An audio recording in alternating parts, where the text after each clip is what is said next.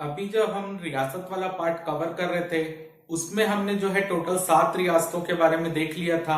आज की क्लास में हम 5 रियासतों के बारे में जानकारी प्राप्त करेंगे और अगली क्लास में जो है हम 2 रियासतों के बारे में पढ़ेंगे, बस्तर और कांकेर। तो आज की टोटल क्लास में हम जो है जो सरगुजा की रियासतें आकर मिली थी, आप बोल लीजिए बंगाल की रियासतें मध्य प्रांत में आकर 1905 में मिली थी, उन 5 रियासतों के बारे में आज हम देखेंगे।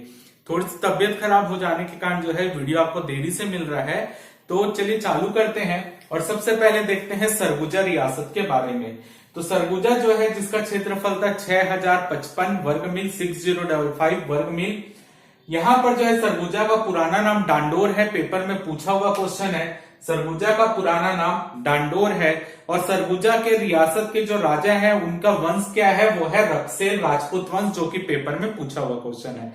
तो ये दोनों क्वेश्चन पेपर में पूछा है कि पुराना नाम क्या है तो डांडोर और वंश का नाम क्या है, रक्सेल राजपूत वंश। इसका जो प्राचीन इतिहास रहा है उसके बारे में हमारे पास जानकारी उपलब्ध नहीं है, केवल इतना पता है कि जो रक्सेल राजपूत वंश के शासक थे वो पलामाऊ बिहार से आकर यहाँ पर अपनी सत्ता स्थापित किए थे। यहाँ पे छोटी छोटी जमींदारियां थी, उसको जीत कर जो है एक बड़ी जमींदारी इन्होंने सरगुजा बनाई थी, वो था पलामाऊ बिहार से आए थे।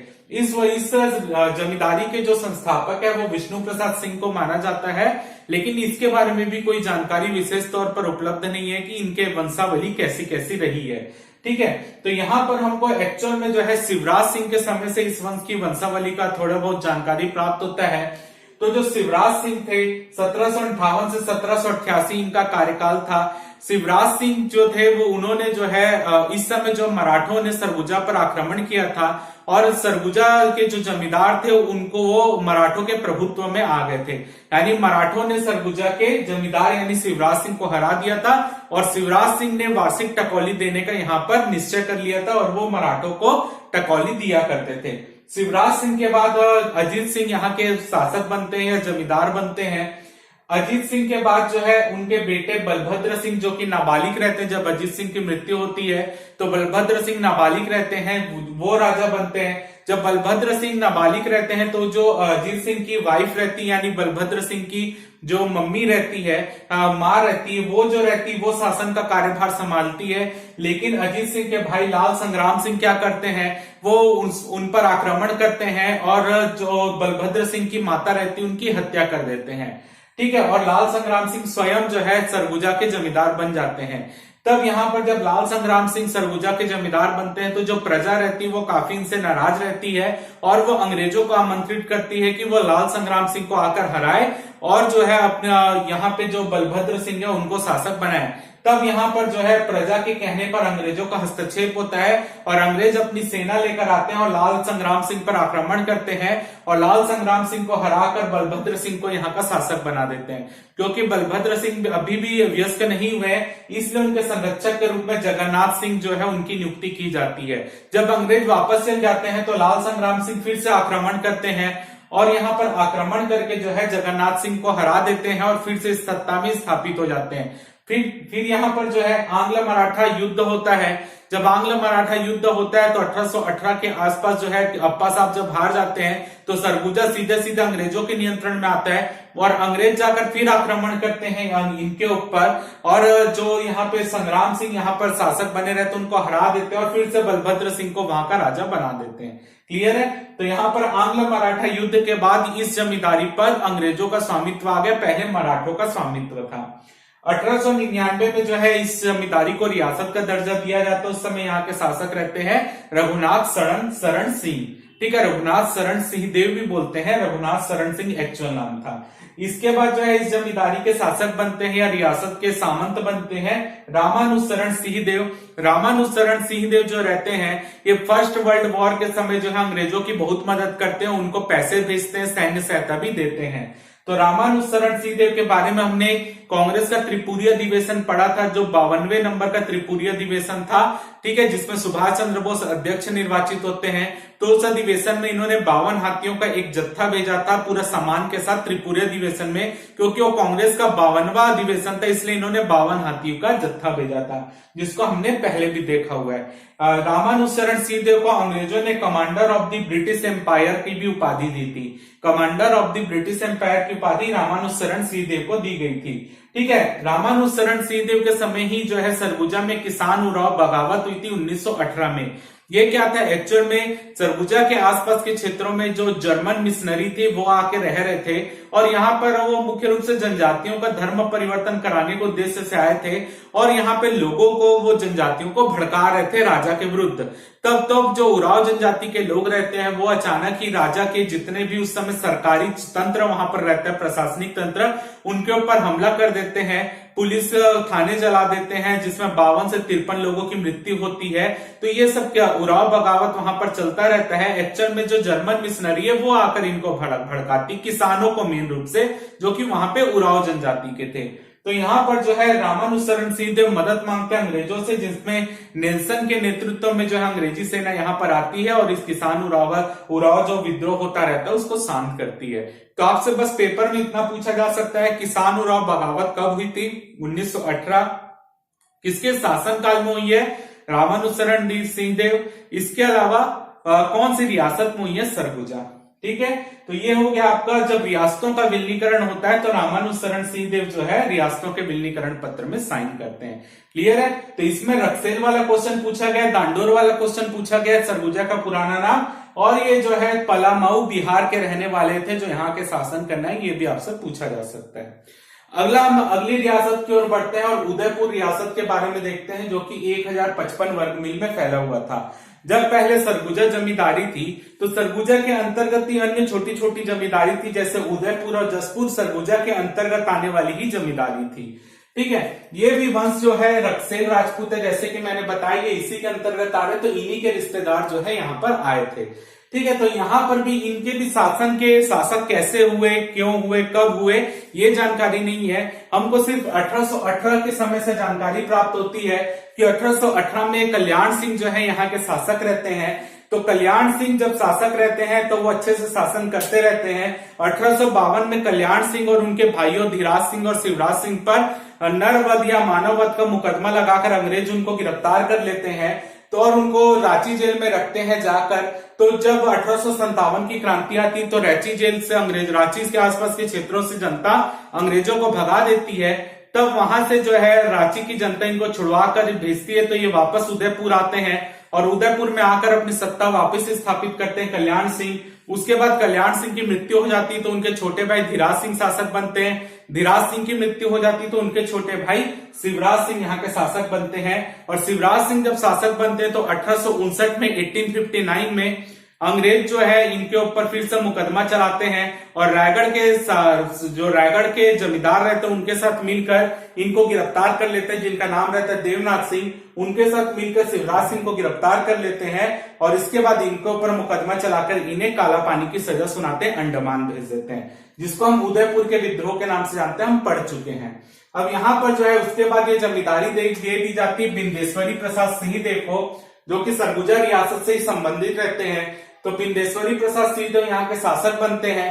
इनको अंग्रेजों के द्वारा राजा बहादुर और सितारे हिंद की उपाधि भी दी जाती है। याद रखिए, राजा बहादुर और सितारे हिंद। इसके अलावा जो है इसके बाद शासक बनते हैं धर्मजीत सिंहदेव। धर्मजीत सिंहदेव जब यहाँ के शासक बनते हैं तो धर्मजीत सिंहदेव की जो अपनी राजधानी रहती वो रहती है राभको। ठीक है, धर्मजीत सिंहदेव की राजधानी रहती है राभको और राभको का नाम बदलकर वो अपने नाम पर रख देते हैं धर्मजयगढ़।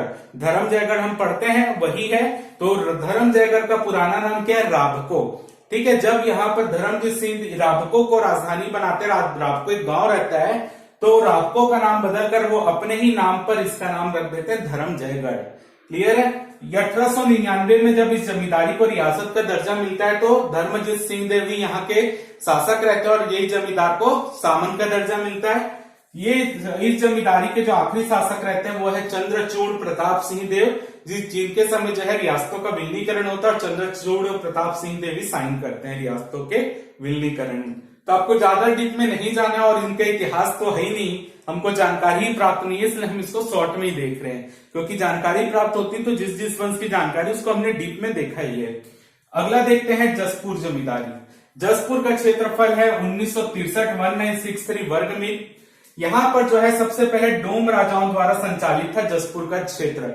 जसपुर जमींदारी भी सरगुजा जमींदारी के अंतर्गत ही आती थी। डोम राजाओं द्वारा संचालित, यानी डोम राजा किसको बोला जाता है? डोम एक अनुसूचित जाति है जिनका काम मुख्य रूप से क्या होता था? चिताओं को जलाने का काम होता था। जो चिताओं को घाट में जलाने का काम करते थे उनको डोम राजा बोलते थे।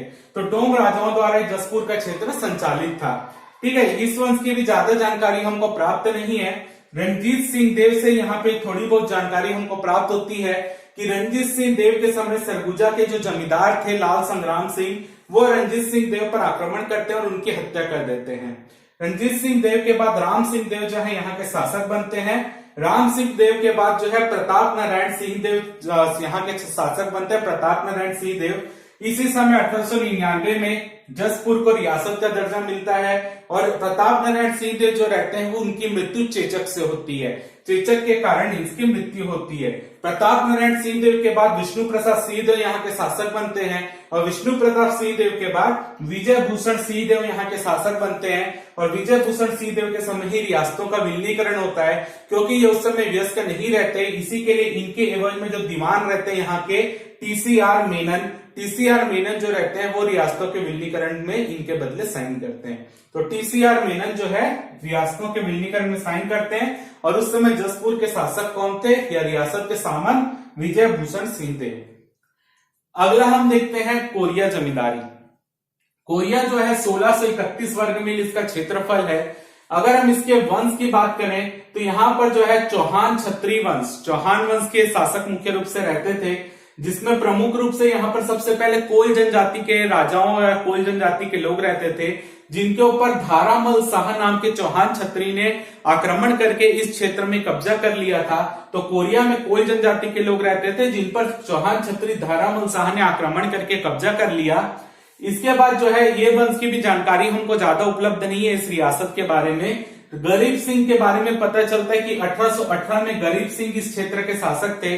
तो जब आंग्ल मराठा युद्ध के बाद जो है अप्पा साहब जो रहते हैं अंग्रेजों को ये क्षेत्र सौंप देते हैं। कोरिया का क्षेत्र जो है अंग्रेजों को मुख्य रूप से सौंप दिया जाता है 1818 के समय, मतलब ये अंग्रेजों के नियंत्रण में आ जाता है। शिव मंगल सिंह 1899 में शासक रहते हैं। यहाँ पर इसलिए हम इनका नाम लिख रहे हैं क्योंकि इसी समय रियासतों का विलीनीकरण होता है, रियासतों का, जमींदारियों को रियासतों का दर्जा मिलता है। तो शिव मंगल सिंह के समय कोरिया जमींदारी को रियासत का दर्जा मिलता है और ये सामंत बन जाते हैं। इस वंश के जो मतलब आखिरी अगर आप शासक देखें तो वो है रामानुज प्रताप सिंह देव। बहुत इंपॉर्टेंट है, इनसे क्वेश्चन पेपर में पूछे जा सकते हैं।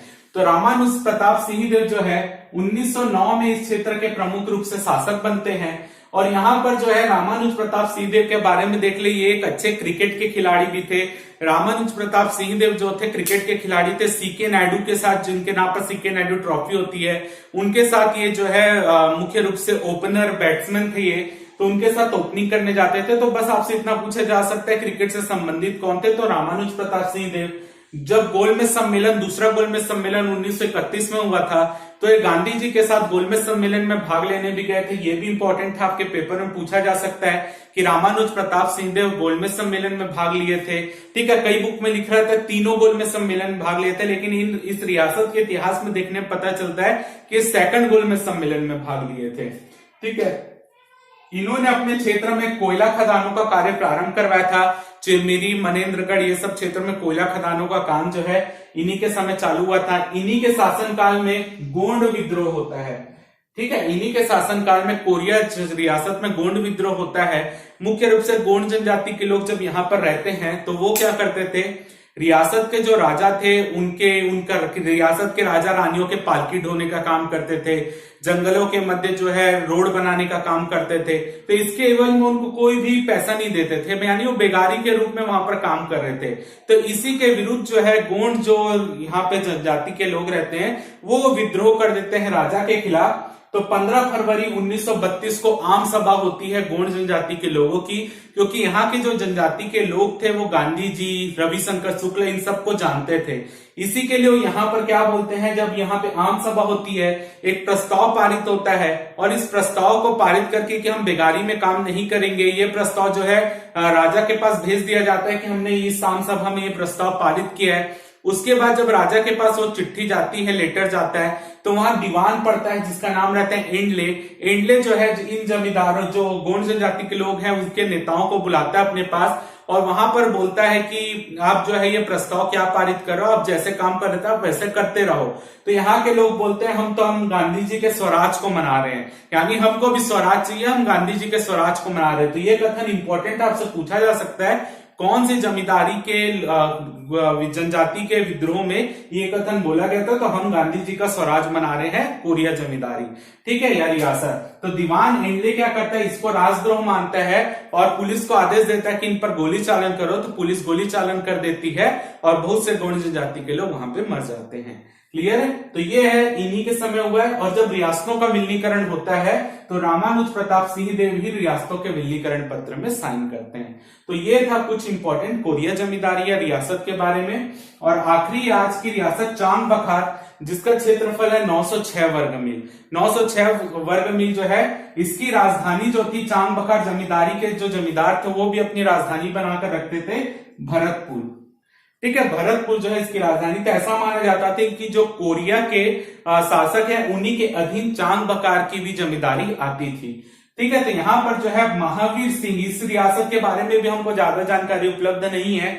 महावीर सिंह जो थे, जब यहाँ के जमींदार थे तो 1899 में इस जमींदारी को रियासत का दर्जा मिला था। और कृष्ण प्रताप सिंह यहाँ इस जमींदारी के या रियासत के अंतिम शासक थे जिसने विलीनीकरण पत्र में साइन किया था, कृष्ण प्रताप सिंह। तो आप बोल सकते हो कि चांग बखार में भी कौन सा वंश था, चौहान क्षत्रिय वंश, उसी से संबंधित चांग बखार भी था।